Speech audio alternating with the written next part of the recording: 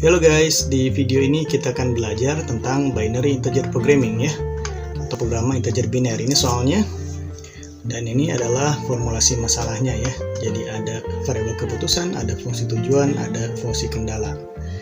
Ya, di sini kita buat dulu model solvernya karena kita akan selesaikan dengan solver Excel ya.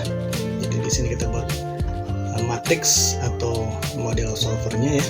Ada di sini kita lihat nih. Di bagian baris ada solution ya, nanti kita isikan untuk si variabel keputusan itu nilainya.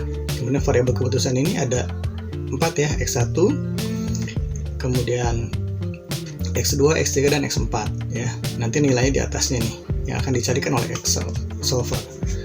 Oke, kita highlight warnanya supaya kelihatan jelas ya. Nah, kemudian ada LHS di sini adalah left hand side ya, dan RHS right hand side, sisi kiri sisi kanan dari persamaan di fungsi tujuan dan fungsi kendala ya. Kita isi dulu fungsi tujuan ya teman-teman. Nah, itu koefisien di setiap variabel kita masukkan di setiap sel yang relevan yang sesuai ya. 300 untuk X1, 90 untuk X2, 400 untuk X3, dan 150 untuk X4. Ya, kemudian untuk yang LHS nya kita isikan rumus dengan menggunakan sum product ya. Jadi nanti itu merupakan formula yang mencari nilai ya dari si persamaan itu. Jadi di dalam bentuk rumus di situ ya, formula persamaan yang fungsi tujuan. Oke, RHS-nya nggak ada ya untuk fungsi tujuan. Nah, sekarang untuk fungsi kendala yang pertama. Fungsi kendala yang pertama, koefisiennya kita masukkan untuk masing-masing variabel. X1 sebesar 335.000, kita hilangkan ribuannya ya. Kiri kanannya kita hilangkan 3 angka nolnya. Nah, jadi 35, 10, 25, 90, dan kita lihat LHS-nya itu rumus sama kayak yang fungsi tujuan ya. Jadi kita tinggal tarik. Sudah dikunci itu bagian variabel keputusannya sehingga bisa kita tarik, kita drag. Nah, right hand side untuk fungsi kendala yang pertama itu sebesar 120 ya. Kita isikan di situ. Nah, untuk fungsi kendala yang kedua, kita lihat tuh luas lahan ya di situ. Kita isikan koefisiennya sebesar untuk X1 sebesar 4 are ya. Kemudian X2 sebesar 2, X3 7, dan X4 sebesar 3. LHS-nya formula ya. Jadi kita korelasi dari antar variabel itu dalam bentuk formula tuh. Jadi LHS itu diisi formula ya. Kemudian RHS-nya sisi kanannya 12 gitu. Oke.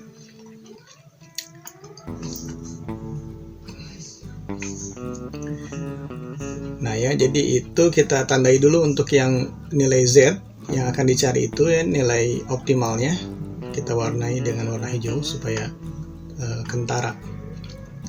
Kita ke Excel solvernya, diklik solvernya, set objektif ya, yang warna hijau itu adalah nilai formula fungsi tujuan, masukkan di setting maksimisasi ya.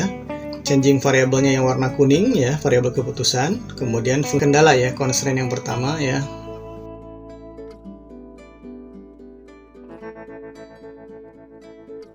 Kemudian constraint yang kedua kita masukkan juga di situ.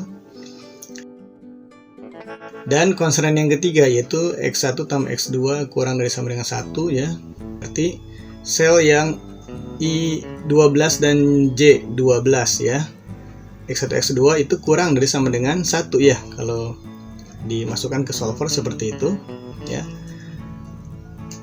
I12 ditambah dengan J12 berarti itu harus biner ya, pilihannya nilainya 0 atau 1 gitu.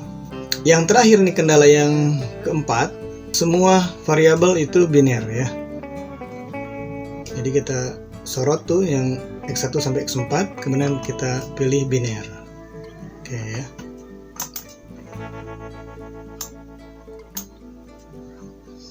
Oke, kita oke. Kemudian pilih solving metodenya adalah simplex ya, dan kita solve ya. Nah, ini hasilnya solver found a solution ya. Jadi visible dan optimal nih. variabel keputusannya 1 X1 ya, X1 nya 1, X3 1, dan nilainya Z nya 700 ya. Jadi kita di sini bisa buat kesimpulannya ya.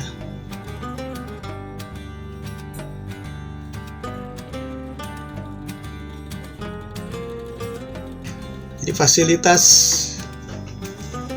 yang dipilih atau yang diusulkan ya oleh kita kepada pihak Bapeda, kalau kita adalah konsultannya, adalah kolam renang,